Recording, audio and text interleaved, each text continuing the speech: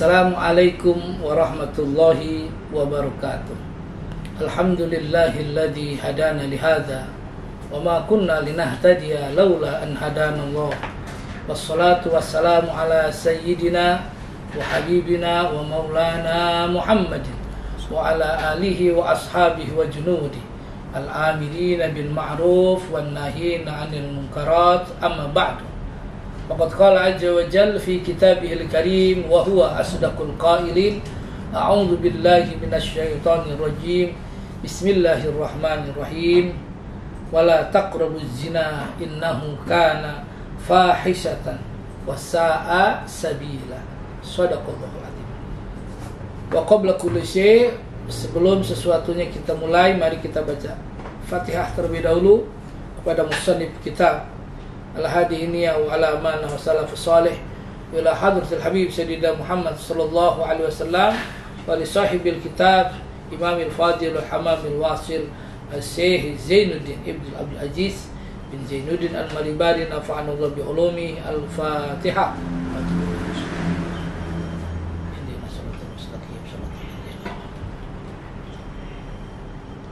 Jemaah rahimakumullah, para pemirsa, para alumni yang dimuliakan Allah, kita kaji kembali kitab Irsyadul Ibad halaman 104, masih masalah bab zina.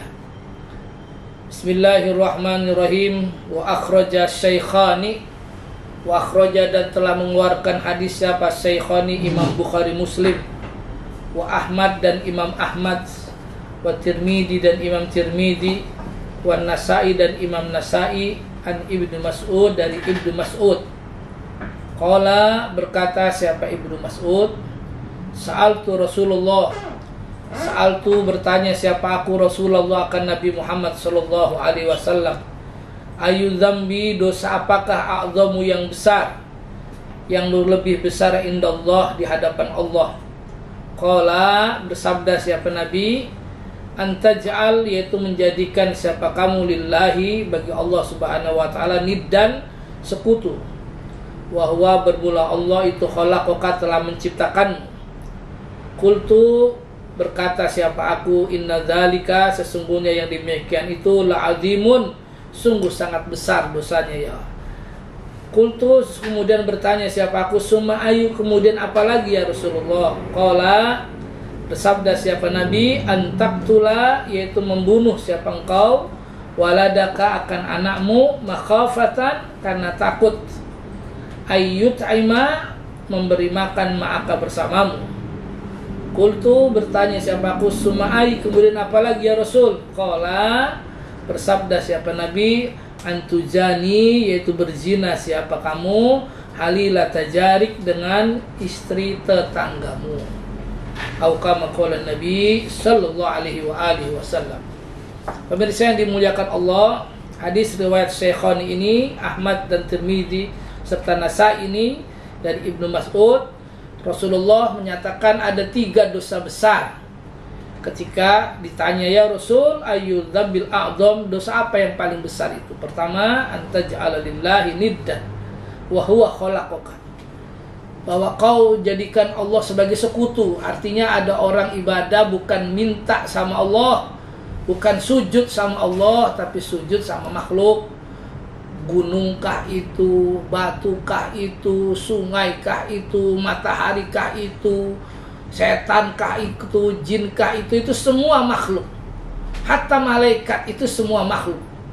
Maka siapa saja yang ibadah bukan karena ke Allah, tapi karena mereka termasuk kenanya dosa besar. Nauzubillah min dzalik.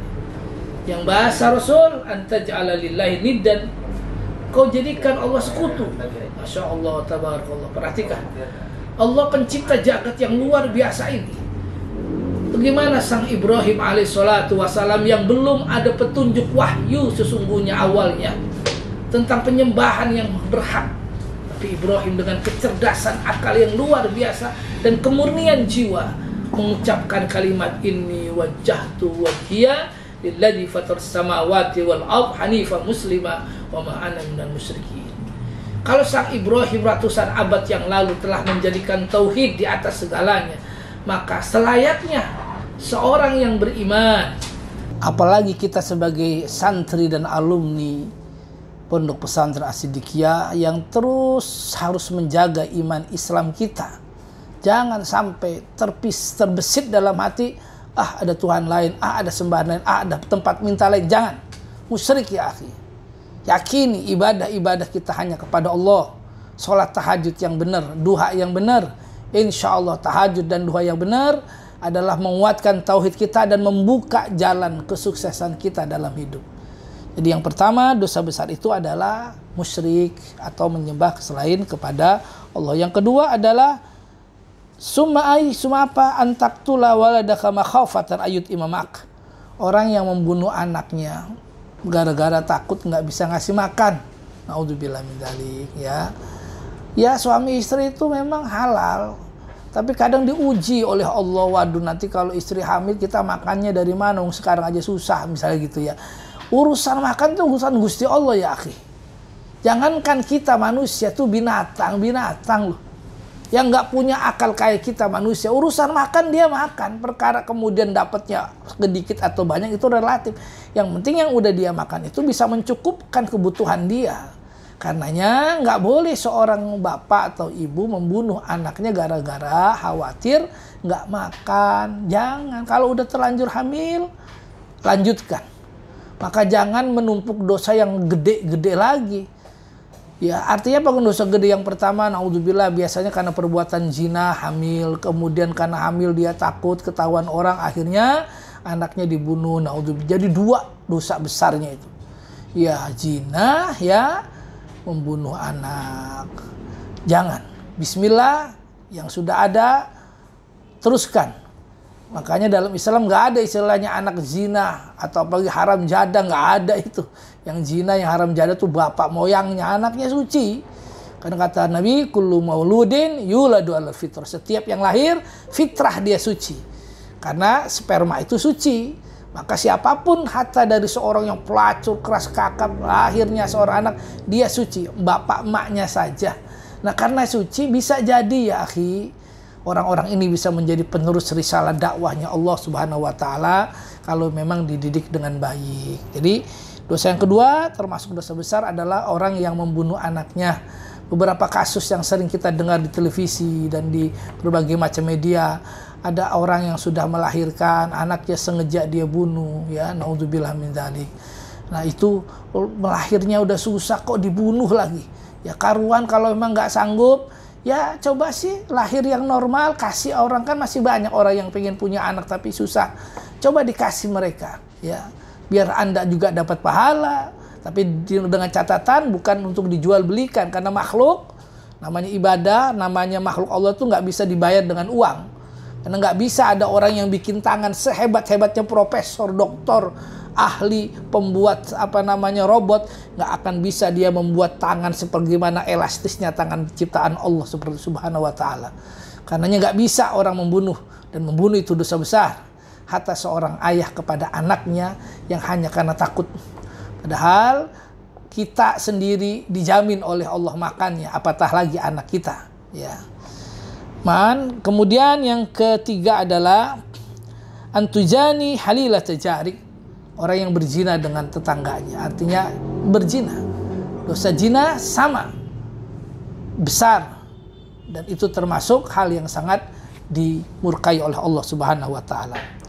Kita lanjut, wa Abu Daud wa Tirmidzi, hadis riwayat Imam Abu Daud dan Tirmidzi. La yazni zani hina yazni. La yazni, tidaklah berzina siapa zani, orang yang berzina, hina yazni, ketika dia berzina. Wa huwa mu'min, sementara dia orang beriman. Wala yasriku, dan tidak mencuri siapa asariku, pencuri. Hina yasrik, ketika dia mencuri. Wa huwa mu'min, sementara dia beriman. Wala yashrabu, dan tidak minum khamar, al-khamru akan khamar, hina yashrabuha, ketika dia minum khamar. Wa huwa mu'min, sementara dia beriman. Zada Nasai, Zada telah menambah akan hadis siapa Imam Nasai. Fa idza fa'ala dzalika, maka apabila mengerjakan siapa man dzalika akan yang demikian itu, khala, maka melepas akan atau lepas atau melepas siapa man ribqatal iman, akan ikatan iman, min unuqihi, dari lehernya. Fa in taba taballahu alaih. Kalau dia taubat, Allah terima taubatnya. Akhifillah rahimakumullah, dalam hadis ini dikatakan bahwa seseorang itu ketika berzina, seseorang itu ketika mencuri, seseorang itu ketika minum khamar, sesungguhnya tidak akan pernah orang itu berzina, tidak akan pernah orang itu mencuri, tidak akan pernah orang itu minum khamar selama iman masih ada dalam dirinya. Selama iman masih ada dalam jiwa dan raganya. Pikirnya berbaur tasbih, hatinya berdenyut dengan zikrullah, mulutnya keluar kata-kata lafzul jalalah fi ta'zimillahi azza wa jal. Selama iman masih ada, maka tak mungkin dia berzina, tak mungkin dia mencuri, bahkan tak mungkin dia melakukan perbuatan-perbuatan minuman keras itu sendiri. Artinya apa? Kalau sampai seorang mukmin berzina, mencuri dan minum keras, sesungguhnya dia sedang melepas imannya. Na'udzubillah min dzalik. Imannya dilepas, digadaikan, ditaruh dia punya meja di rumah, ditaruh dia punya lemari di rumah. Dia keluar tanpa iman, ketemu dengan orang-orang, akhirnya dia melakukan perbuatan dosa dan maksiat. Na'udzubillah min dzalik. Maka menurut Imam Nasai, siapa melakukan itu maka sesungguhnya dia telah melepas ribqatal iman min unuqih. Imannya dilepas. Memang diikat dengan kata fa in taba taballahu alaih. Kalau dia tobat, Allah terima tobatnya. Tapi kalau masalahnya kadang-kadang orang naudzubillah, bahkan ada yang sombong, gua masih muda, ngapain gua tobat? Naudzubillah min dzalik, ya. Apalagi ada sebuah ungkapan, ya, muda puas-puasin, udah tua bahagia, mati masuk surga. Waduh, enak bener. Emang surga punya bapak moyang lo, gitu kan? Nggak ada istilah buat orang beriman seperti muda puas-puasin maksiat dan dosa, tua bahagia, mati masuk surga. Lo enak bener kalau gitu. Allah maha kasih, maha sayang. Justru di saat muda kita tirakat, di saat muda kita riyadhah, ya, keinginan yang normal hakikatnya ingin berbuat seks kepada lawan jenis, itu normal hakikatnya. Tapi kalau itu belum ada pada waktunya, belum sempat kita melakukan perbuatan pernikahan, tahan. Maka kata Nabi, puasa biar Anda terlepas dari zina. Kalau mudanya riyadhah, puasanya banyak, zikirnya banyak, kerja yang maksimal, ntar tuanya dia bahagia. Tuanya tinggal mengambil sebuah hasil. Ya, bagaimana tua yang bahagia? Dia nggak usah capek-capek lagi, cukup duduk menikmati hasil, entah dari kontrakan yang 1000 pintu, amin, entah dari anak-anak yang royal, yang sayang, yang cinta, anaknya ada 10, bawa duit tiap bulan 1 juta, 10 juta dah, ya. Ketika lebaran, wah senangnya luar biasa. Ada seorang ibu lebaran kedatangan anaknya 10, senang luar biasa. Yang satu bawa 2 juta, 3 juta, 4 juta. Ya, setelah anak-anaknya kumpul, maknya nangis. Kenapa mak nangis? Kata suaminya, ya, tahu begini mas saya nyesel. Kenapa nyesel? Kenapa punya anak cuma 10, coba 20 gitu malah. Tuh kan gitu kan enak ya. Anak-anak. Nah, orang tua yang soleh ini menikmati masa tuanya, ya, dari hasil anak-anak yang soleh. Nah, hasil dari anaknya disodakohkan, Masya Allah. Dia bangun pesantren, dia bikin sekolah, dia kasih anak yatim. Dan kemudian meninggalnya, insya Allah dia akan masuk surganya Allah Subhanahu Wa Taala. Barangkali kalau kita akan sebutkan siapa orang tersebut, mungkin takut jadi riya yang tersebut. Tapi ada beberapa tokoh nasional kita, ini orang tuanya dahsyat seperti ini. Ketika mudanya dia tirakat sampai didoakan anaknya terus menerus. Udah besar, dia sudah nggak berdaya lagi, anaknya melanjutkan karir baiknya, memberikan support dana dan lainnya, bahagia tuh orang tuanya dengan menciptakan beberapa generasi yatim yang soleh, dan insya Allah meninggalnya dia masuk surga, amin ya rabbal alamin. Jadi jangan sampai kita terkena obsesi seseorang, muda bahagia, tua sejahtera, mati masuk surga, mustahil, impossible.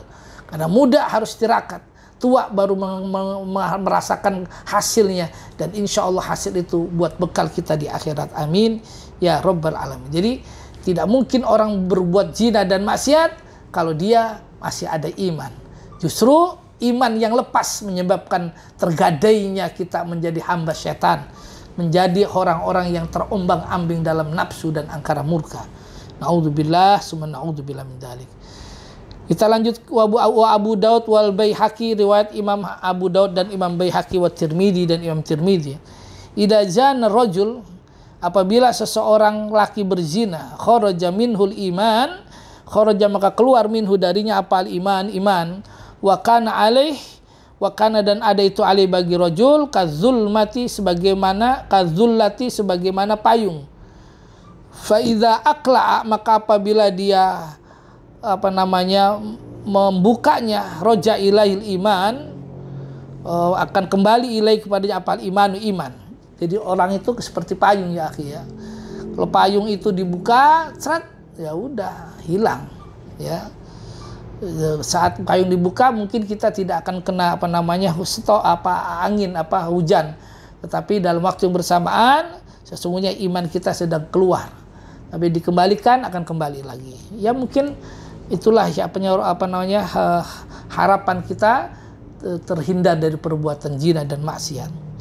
Wal Hakim, dan riwayat Imam Hakim, man zana, barang siapa yang berzina, au syariba atau minum siapa man al khamru akan khamr, naza'a maka lepas minhu darinya al iman iman. Kama yakhlu mencopot siapa al insanu manusia al qamis akan kemejanya min ra'sihi dari kepalanya. Hati-hati itu ya. Orang berzina, orang minum minuman keras, sebagaimana orang lepas baju. Taks, masya Allah. Lepas baju, kalau masih aja baju dalam masih mending. Tapi kalau udah nggak ada baju dalam, langsung kulit, termasuk angin, masuk segala macam. Bayangkan, badan kita saja tidak dilapisi dengan baju, lalu kita jalan masuk angin dan lain-lainnya. Artinya apa? Sesungguhnya ini sebuah iktibar di masa depan buat seseorang yang kembali kepada Allah Subhanahu wa taala. Kalau kau lepas baju imanmu, kalau kelepas baju takwamu, maka sesungguhnya kau akan kemasukan berbagai macam penyakit. Badan ini nggak kuat ya akhi. Badan ini lemah ya akhi. Untuk menahan segala murka dan balanya Allah. Tidak bisa kita.